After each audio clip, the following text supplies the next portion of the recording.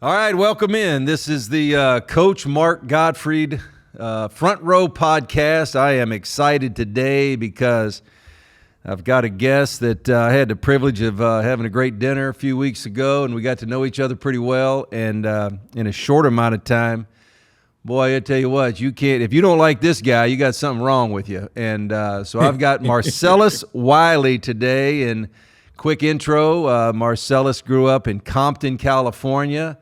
Had a great high school career here in Southern California. Went to Columbia University. He's an Ivy Leaguer. And had a great run in the NFL as a defensive end and played for a number of different franchises. But not only that, a better person than all of that combined. So, Marcellus, welcome in today. This is going to be fun. Oh, it's going to be great, Coach. I appreciate you. And unfortunately, there are people out there that don't like me, but that's what's wrong with the world right now. Nah, I appreciate the love. We all got a few haters out there, I know, but that's part of the turf. So let's start here, Marcellus, because when we ate dinner a couple weeks ago, I got in my car and I drove back to Newport Beach, and I was just thinking about, and I know you know this, but what a great role model, inspiration, motivator you are because of where you came from and what you accomplished. And so congratulations, first of all, for your career. But tell me a little bit about, growing up in Compton. Education was important to you, and just kind of that background and where that came from for you. Some of that emphasis on education as well as athletics. Yeah, I mean, growing up in Compton, and you got to remember, I grew up in the experiences that weren't glamorized. There was no NWA. There was no Boys in the Hood. None of those movies and music was out. So our label was internal, and that internal label was a negative stigma about the opportunities that were in Compton and outside of Compton if you were from there. So I saw a lot of stuff, man. Look, the gangs, the drugs, the poverty, everything that everybody knows about Compton. Yeah, that's true. But the most damning thing wasn't those things. It was the low ambition. People were getting their dreams beat out of them by their circumstances. That simple. And I kept seeing that. And I'm young. I'm like 7. I'm like, wow, everybody is on the edge. Everyone is walking around here with jobs and not careers. Everyone's walking around here frustrated. I'm like, what is wrong? Why is that mother yelling at that kid in the grocery store not to buy something, not to pick up something? He's a kid. Of course he's going to try. Why is everybody out here mad? And it wasn't everyone. It just seemed it happened so often, so frequently. So I just went into my lab, and my lab was in my mind. It was in my heart. And it said, man, I got to design a way up out of here. It was that simple. I love where I'm from, but this adversity is damaging, man. Look what happened to everybody I look up to. Dreams unrealized. So I knew I had a couple of talents, superpowers, if I could call it that. It was the fact that I love school. I love class. I love to ask questions. I was intellectually curious. I was a nerd. I was in the front of the class like, yo, I got it. I know the capital of Kansas. You know what I mean? Topeka. I was that little kid. But I also, when you start teasing me and clowning me and saying, nerd, I take you on that field. I take you on that track, and I'll wear your ass out. I'll wear him out, coach.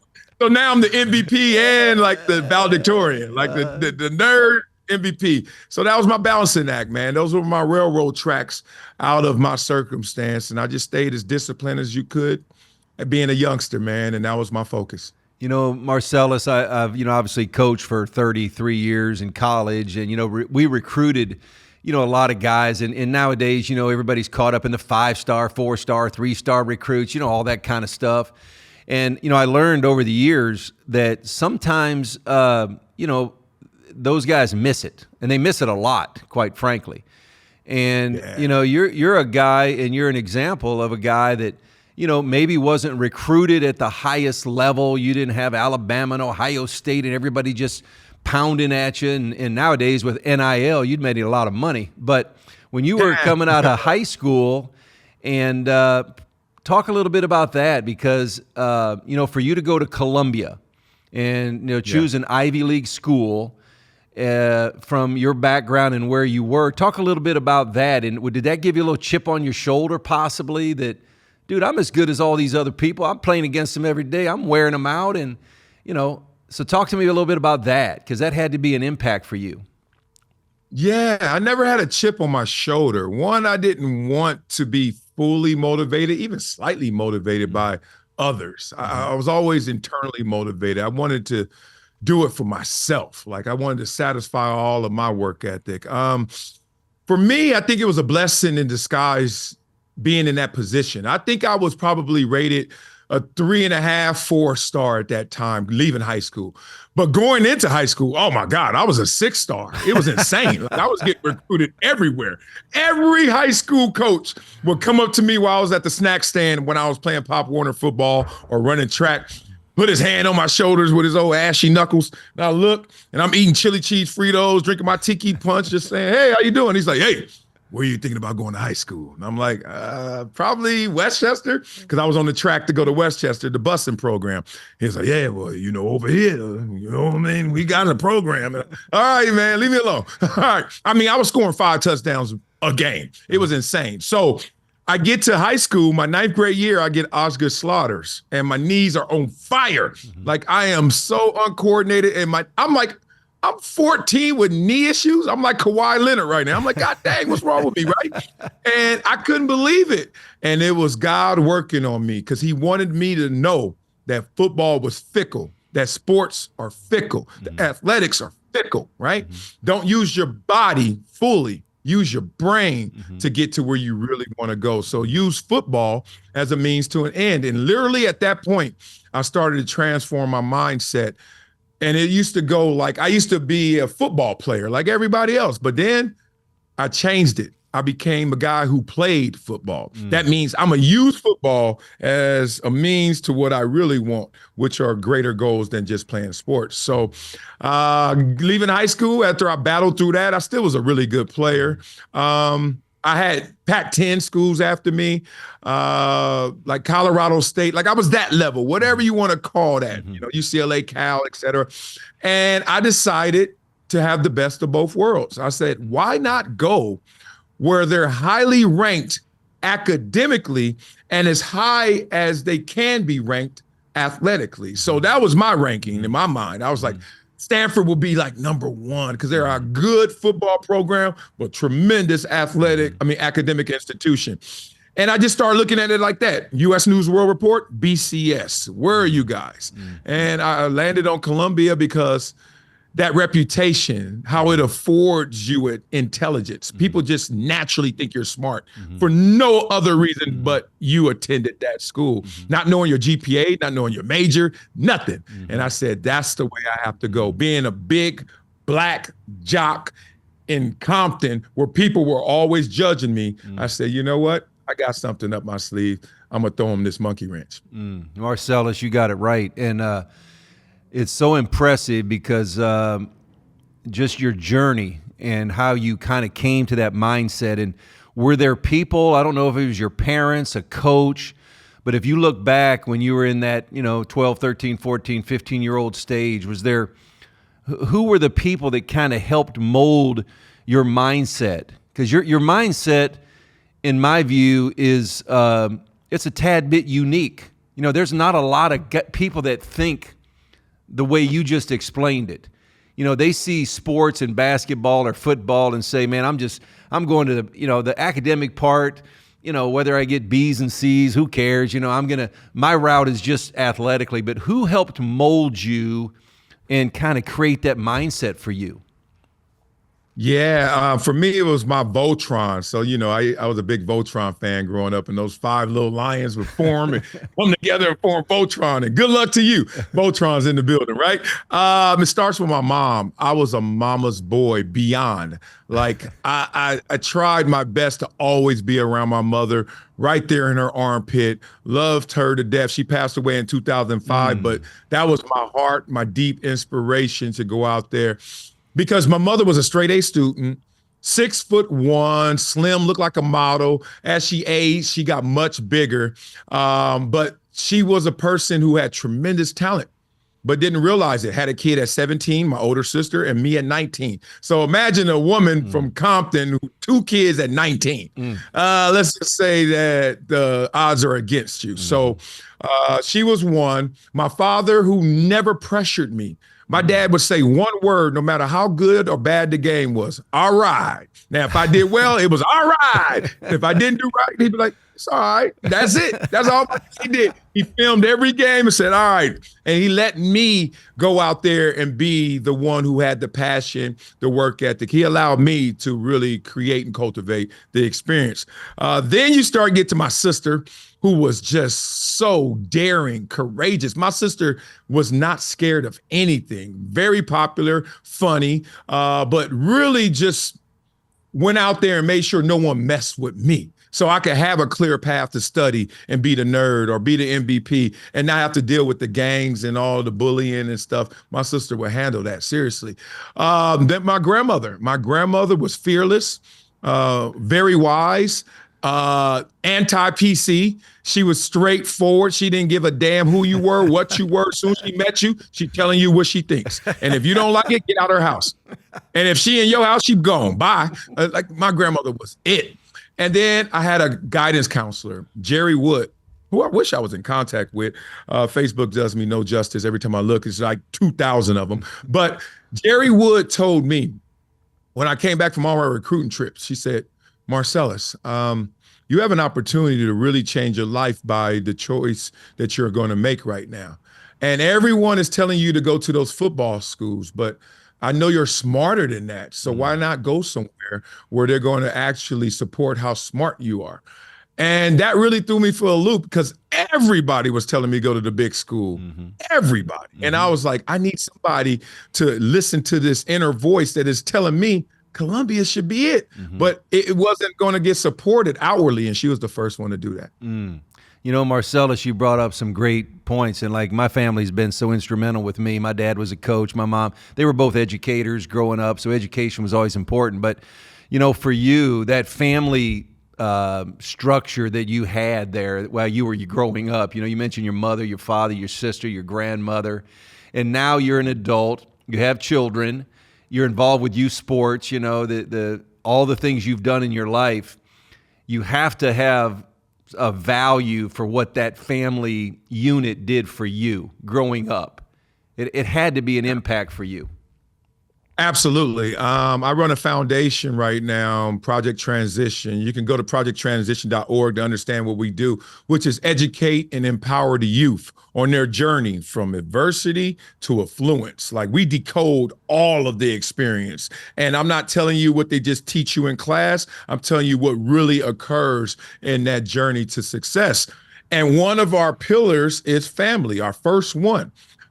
It's family because with the nuclear family, what I was blessed to have, my mom and father together with me, was that balancing act. I was able to just bounce ideas off of them. I was able to bounce experiences off of them. I was able to learn from their experiences and their different composures. My mom, very emotional. My mom is the crayons that you need to fill in the coloring book. My dad is the actual coloring book you buy. Like, that's it, the outline, right, wrong, that's it. My dad is very principle-based. You buy my dad, you see the coloring book, you're like, this is cool. All you see is outline. Then you need my mom to bring it to life, bring the energy and make it emotional and have emotional context. So without family, without that support system, you're just behind the 8 ball. I don't say you have guaranteed failure.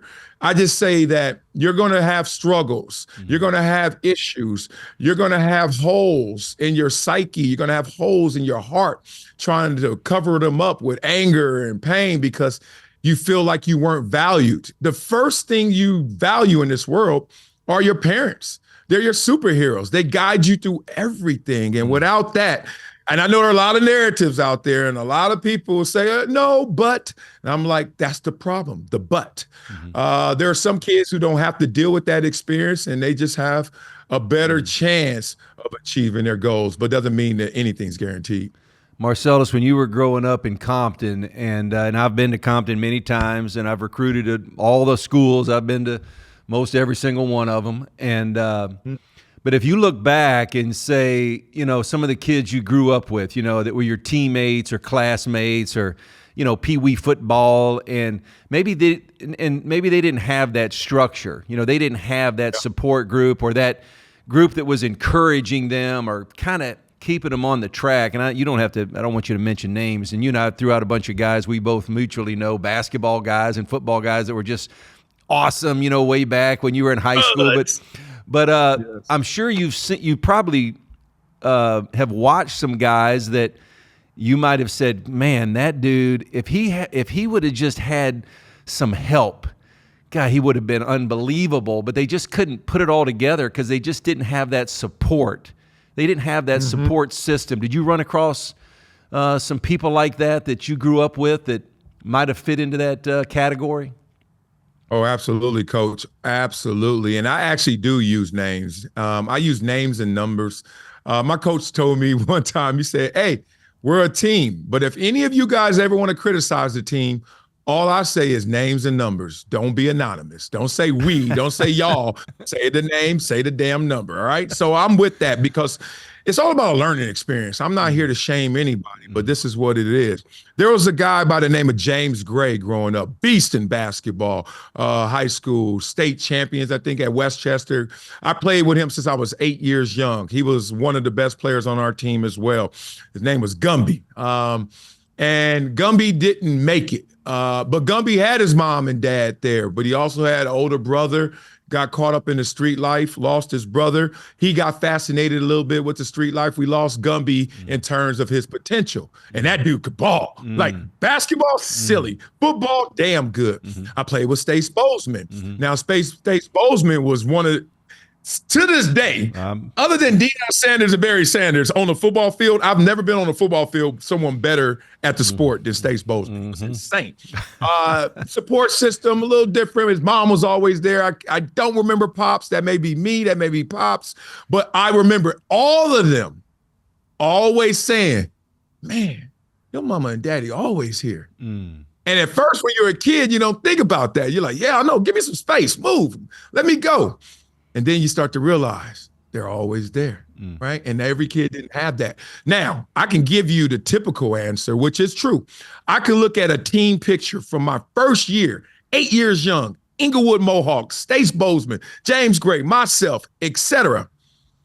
About 4 or 5 of them dead, killed, not dead, like natural causes, dead, killed, not living up to their potential because, and this is the part that people get uncomfortable with, but oh well, how are we gonna grow?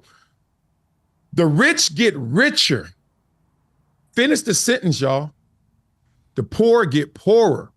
When you don't have the support system, the resources, in those circumstances, it's that much harder. So we look at people like me as, wow, he did it, we can do it. I'm an exception. Where I'm more of a norm when you put me in different circumstances, affluent circumstances. How do I know that? Because I'm bilingual. I speak have and have nots. I learned it when I went to Columbia. I learned it when I went to the NFL. I learned it when I was at ESPN, NFL Network, Fox. I started from the mountaintop. You can see, wow, all these cats that come from these great circumstances typically have great success. And then there are exceptions like me that make it, and everyone says, oh, if you want somebody who's really hungry, really motivated, really gonna go get it, go to the hood and get them. I'm like, you're gonna get the exception, but the rule, most of them gonna unfortunately stay in that circumstance. And that's just the reality. I know it doesn't feel good to hear, but that's why my foundation and all the work I do is to really help those kids get out of that situation. Marcellus, where did you get the, maybe it's just part of you. Maybe it's your grandmother who spoke she got me choked up right now. Who spoke the truth. I wish I could have met your grandmother. But the fact that and I think it's so powerful, it's very powerful that you say what you feel and what you believe without, worrying about the ramifications. Okay, if I say this, that might ruffle some feathers, but is that grandma? Is that grandma in you a little bit? Say it, coach. It's the gumbo effect, but grandma's the main ingredient, right? Grandma's the main ingredient. She was fearless, like I said. I know I can curse on here, and if I can't, sorry, but I will. These are things I heard growing up. My grandmother used to always say, when someone was like tap dancing, being PC, not really saying it, you can't bullshit the bullshitter. So I used to hear that a lot. I'm like 9 years old. Like, golly, grandma, calm down. Eddie Murphy and you running neck and neck. Calm down. She's like, you can't bullshit the bullshit. She had one worse than that. God, I shouldn't say this, but I got to say it, coach, because we real. She used to say, when she's caught me lying and BSing, she'd say, play pussy, get fucked. And I'd be like, grandma. But I know what she meant. That was my grandma. So look, the reason I just say what it is, because we all know what it is. So why not say it? Like, you know how much we're delaying our progress by dancing around it? Mm-hmm. Like you said, if I got a play to make the play or make a fast mistake, but don't sit there by paralysis of analysis because I'm trying to take care of everyone's feelings. Yeah. I think I should, man, just go get it. Yeah. Knock it out the park. So there's so many issues I think can be properly addressed and maybe even resolved if we actually confront them with the truth. Right. But a lot of times in this PC world, we're not doing that, and therefore we're not having the progress we desire. Mm-hmm. You know, Marcellus, I see young people all the time, and I've got 5 kids, and I've always said, I want my kids to be confident and, not be afraid to do the things they want to do in life. But I've got to imagine if we're going back and here you are, you've grown up in Compton, even though you got a great family structure, you were the valedictorian of your high school class. A lot of people may not know that about you. Honor Society guy, won a typewriting competition, which is that's pretty impressive. But having said all that, here you come. You're a black guy walking on the campus for the first time at Columbia in the Ivy League from Compton. Was there a part of you that was like, oh boy, were you, I'm sure you were maybe nervous a little bit, but talk to me about that first, you're walking to class or you're moving in the dorm and now you're in the Ivy League. What was going through your mind? The first thing that happened to me when I got to New York was social shock. Like, just the way New York is structured, there was a shock. Like, wow. I imagined New York, I saw Beat Street in a few movies. I was like, all right, this is New York, but it was a whole different animal when I got there. The pace. In LA, we're driving around, right? In New York, they're pedestrians. They're walking. They're interacting. They're right next to each other. Mm-hmm. They're not staring at each other. They're not saying what's up to each other. Completely opposite than what I had seen growing up. So I'm like, wow.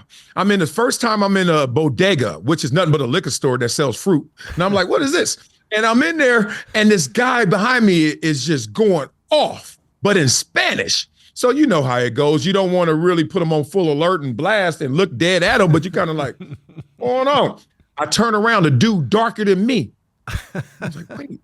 What Spanish class he take? He is nailing this. I'm like, I don't know. Rosetta Stone ain't helping me like that, right? Turns out it was a Dominican. First time I ever met a Dominican person. First time I met a Puerto Rican person. All these things happening, right? I'm like, whoa, New York, a whole different animal. Then I go to the class and on campus. You know how in sports, AAU, college, pro, different levels, right? And you know those different levels. And when you see them, as competitive as the NFL was for me athletically, was as competitive as those classrooms were academically to these kids. They showed up to class ready to battle that professor. And I was like, yo, these kids are smart, smarter than me. I felt like I was behind because I wasn't having the same challenges it seemed like they had growing up. So on a football field, I played with Stace Bozeman. I played with Gumby. They were sharper than my knife. In school, it wasn't even cool to compete like that, even though I was doing great. So I didn't have anybody else in positive peer pressure to really battle with. So it was rare to ever say, what else? What else? Why? Like, I was like, we are going to the nth degree on this one simple question, right? So it changed my mindset. It was like, yo, between the ears is where your greatest success is truly going to be, as I learned when my knees were struggling and hurting me in high school.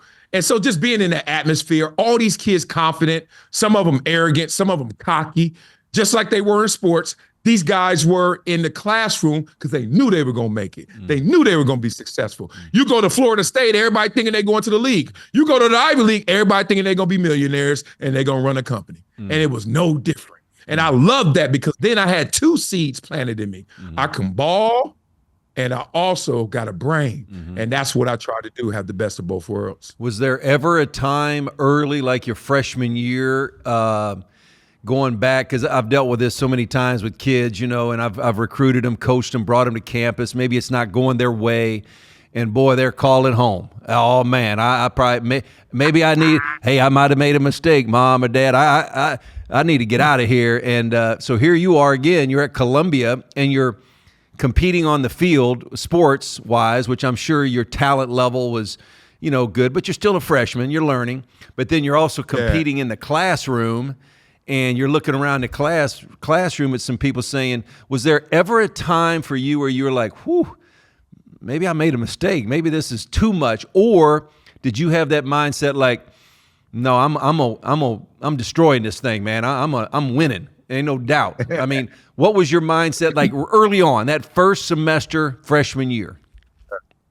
Oh man, the first thing that hit me was I went to a math class, and it was supposed to be basic math, like math 101 or whatever.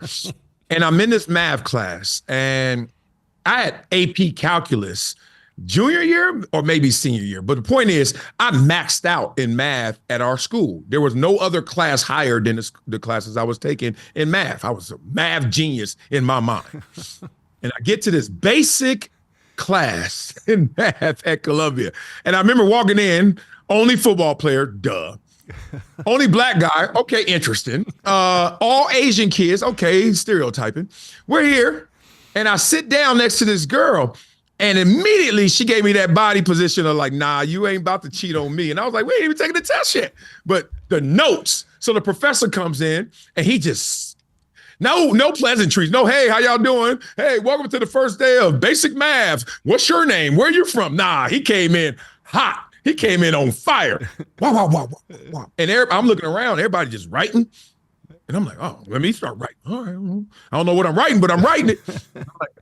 And then I finally took a breath and I looked down. I was like, I haven't written one number yet. Where are we? Now, I know we can get into the integers and matrices and stuff. I was like, this dude ain't gonna write a number down once. I was like, oh. So then after that class, I went to another person who became my guiding light, Jackie Blackett.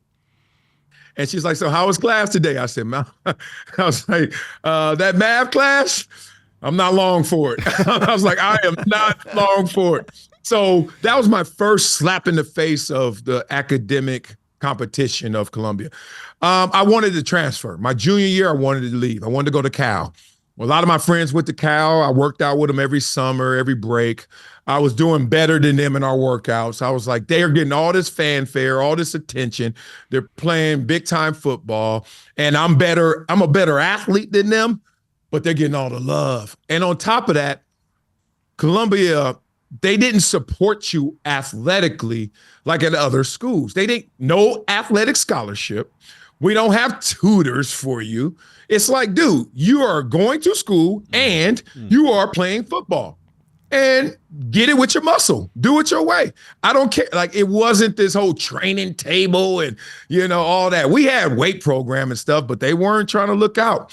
So I just wanted to go where I thought the grass was greener. And Mama Blackett sat me down multiple times, but one of them really kicked in, and she said, you got to finish what you started. Simple as that. Now, why did that ring true, as cliche as that is? Because when I was 11, and this is me at 11, 5 touchdowns a game, never lost a football game from age 8 to age 12. Never. First time I lost was like in my 4th, 5th year in a championship game. We were like 50-0, something crazy. And I remember in the middle of that telling my dad, I don't want to play football anymore. I said, why? I said, I don't know. I just want to go outside and play. Because my days were 8 to 3. Then you got to go to practice 4 to 6.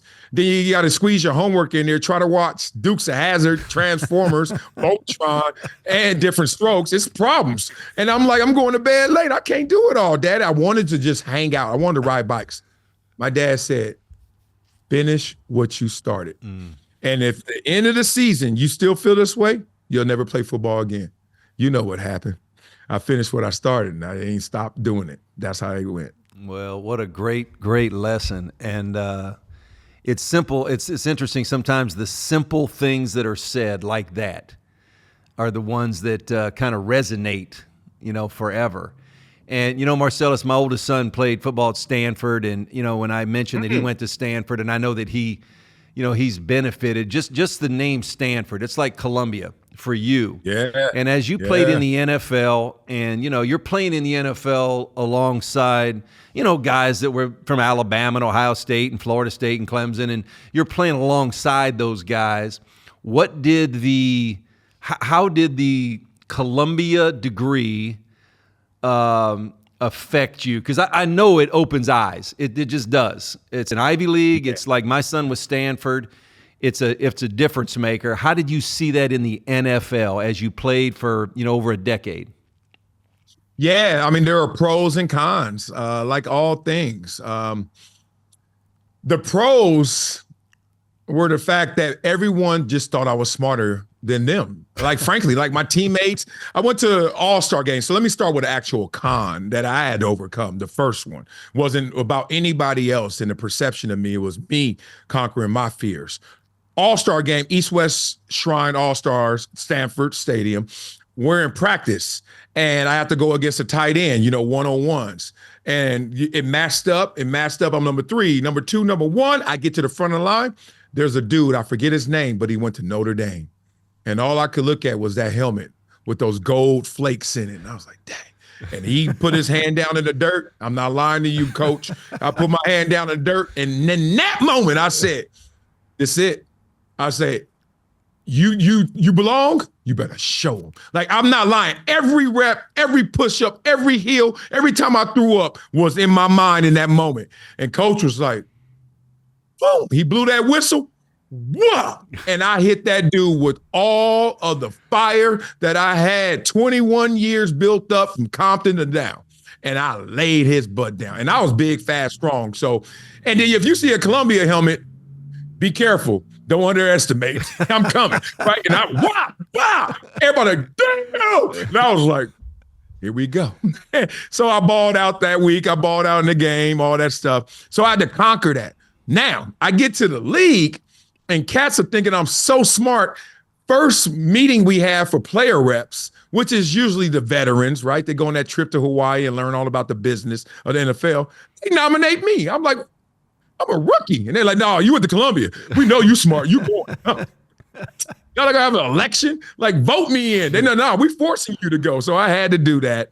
But then I will say, much as I love my program, I wasn't fundamentally as sound as some of these guys. They had a fraternity.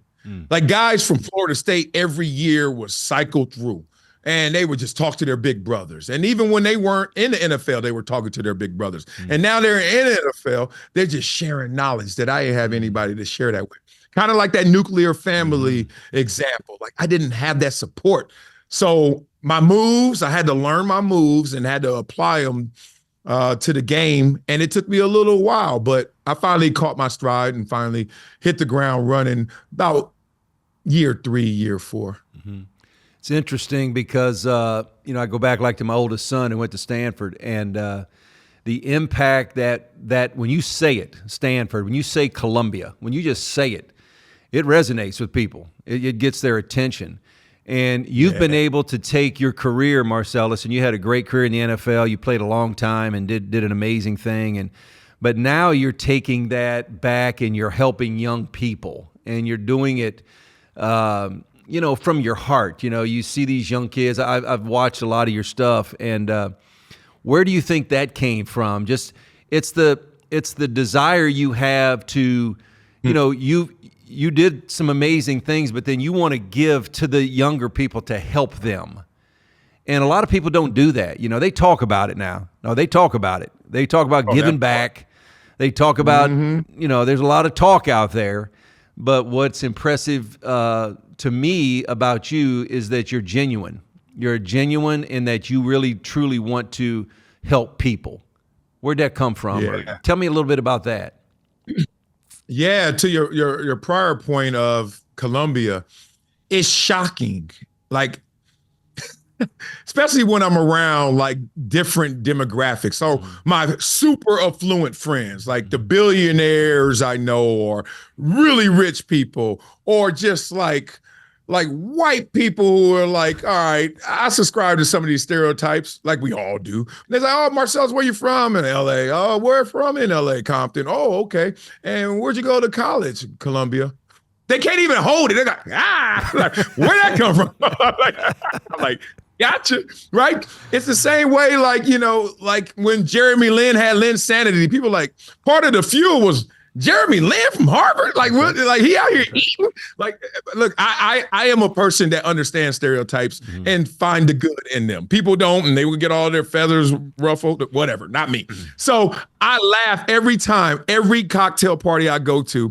I'm like, 5, 4, 3. What college you went to? Columbia. What? And they just lose their mind, right? I'm like, all right, I get it. And it's going to work all the time.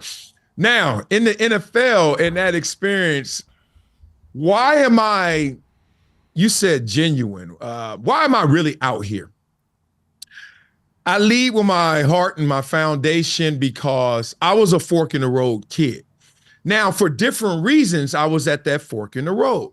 Some people are at that fork in the road by their own volition. They raise their hand. They're fascinated by the streets. They're caught up in them. They're making bad choices. They don't care about school. They're not playing any sports. They got too much idle time. They just like kicking it, right? I saw those kids, and like everyone didn't try to make it. I'm sorry, I got to tell the truth. I used to want to study with my homies, and they used to say, nah, I'm going to chase Samantha. All right. Well, I hope you and Samantha live happily ever after, because I'm over here studying. So I see all of this, and I'm a fork in the road kid still.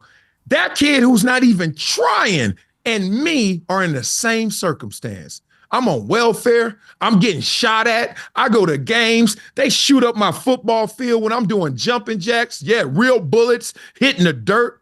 I'm going to games to watch some of these guys play all-star games. It's a shootout. Me and my daddy running under the stands. And I used to just always think, what is this? Like, I'm stuck with somebody who don't even give a All right, this is what I'm gonna do. I'm gonna get up out of here. And when I get up out of here, I'm coming back. And when I come back, I'm gonna come back with the knowledge, the resources, the understanding of how we get there. And then when I do that, I'm gonna decode the journey. I'm gonna unlock your potential and your turn.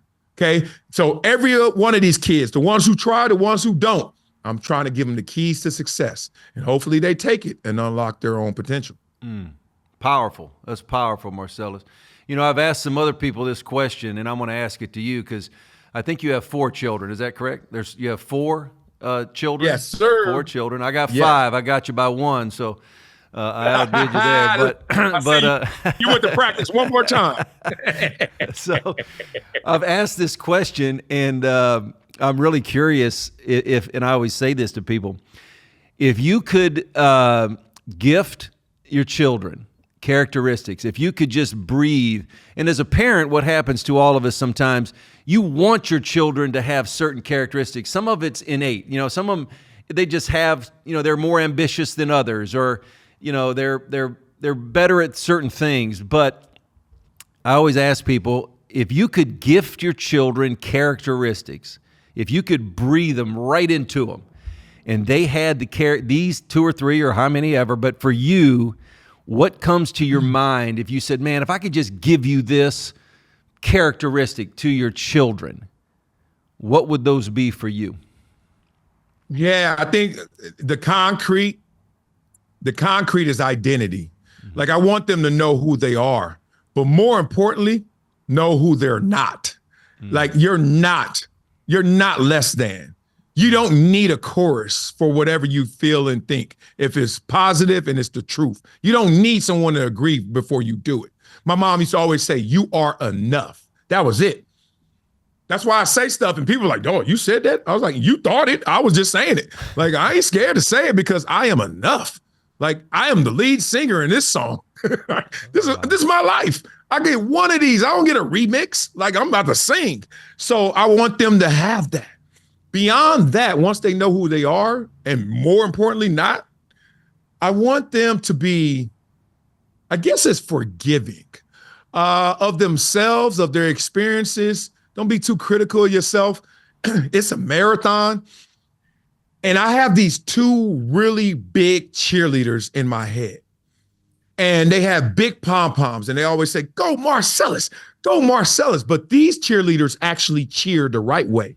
See, traditional cheerleaders got it backwards. And I get into this conversation all the time with real cheerleaders. They were like, what are you talking about? I was like, why do you guys cheer after I score a touchdown or get a sack and 80,000 people are also cheering with me? You think I hear you? No. How about, though, when I lose contain and Barry Sanders scores on us, or I drop the ball, or they run it back on us and it's quiet and 80,000 people are either booing us or they're not saying a word and everybody got that stale face. And I look to the sideline and you're supposed to be a cheerleader, pick me up, and you quiet just like the rest of them. So I said, y'all got it backwards. When we mess up, that's when you need to say 2, 4, 6, 8, who I appreciate. So that's what I do. In my life, when I get knocked down, I can't shut them up. Get up, Marcel. Let's go. Let's go get this. Because right there on the other side of that experience is the victory. You know that. Difference between the challenger and the champion is the champion got up one more time. So that's what I want my kids to have. Just be understanding of who you are, who you're not, your identity, be forgiven. It's a marathon. You're going to mess up. I have spent countless hours messing up in this world, but I'm trying to overcome them with the hours that I'm doing good. Right. And most importantly, pick yourself up with a smile. Don't lose enthusiasm through those losses and enjoy this journey. Boy, powerful. Marcellus, powerful. Well, I have enjoyed this, man. And, I've enjoyed getting to know you. I'm proud of you. And, keep making a difference, man. You're making a difference with young people, and whatever we do in life and your own children, it starts with your own children, but then other children that you have a chance to impact. But man, I want to congratulate you because I'm proud of you, and man, you're the champ, man. You've beaten them all. I remember the movie Antoine Fisher and with Denzel Washington. I remember him telling that dude. He said, "Man, you are the champ. You've beaten all the odds. You've beaten the obstacles, and you have done that, Marcellus. You've done it." No, I appreciate that so much. Outside of death, like losing my mom and my best friend when I was young, the deepest cry I ever had is when I went to therapy, maybe like 10 years ago or so, and I'm sitting in there and we're talking. And, as deep as you go, it's still about your admission. You got to tell him what he needs to know, but you got to inform the therapist, right? And I'm telling him all this stuff, and he's looking, and he's a great therapist. So he's kind of seeing through it. Like, Marcellus, you staying on the surface. Oh, you're going deeper. Oh, you're going deeper. There's something deeper than that. And guess what he said to me? He said, enough talk. I want you to acknowledge one thing. I was like, what? He said, you won. I said, what? He said, Marcellus, you won. And I was like, dog. Like right now, I was like, I won? And he was like, you won. And he was like, all these things you've achieved, all these things you overcame, all that. In this game of life, man, you won. It's all right. And I go, because it's like all that weight you carry, all that stuff you trying to do, the homies on you and your friends, and you chasing this girl and your parents, and you trying to change your world, and you got kids, and it's like, dog. You're like, when do you ever take off the shoulder pads, right? And that was the first time he just like, go out there. You're good enough. You won. Oh, man, undress me. So, love it, Coach. Too much, man. We're going to keep this going. We got a pickleball tournament May 19th, Braemar Country Club. I'll be there. Man, come on, dog. I'll be Let's there. go get it. I'll be there. That's the only thing old man like me can still do. Play the pickleball. I love it, man. Well, man, hey, thank you for being on, and you couldn't have said it better, man. You have won, and congratulations. So loved having you, Marcellus. Thank you. All right. All right. Talk to you soon, Coach. Okay, buddy. Let's do All it. righty.